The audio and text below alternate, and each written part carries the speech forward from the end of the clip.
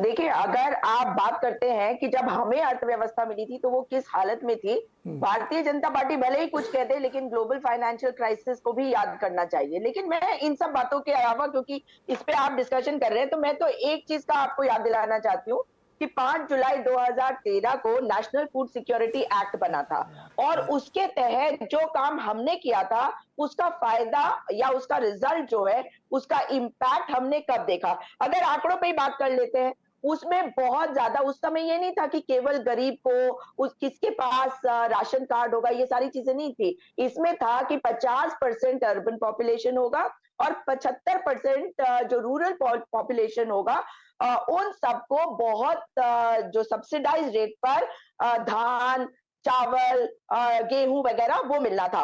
और ये एक्ट जब आया था तो यानी कि 2/3 भारत के पॉपुलेशन को ये कवर कर रहा था। आज जब हम कहते हैं कि 81 करोड़ लोगों को मिल रहा है, तो ये उसी का नतीजा है, लेकिन आज वो 81 करोड़ लोग गरीबों की श्रेणी में आते हैं।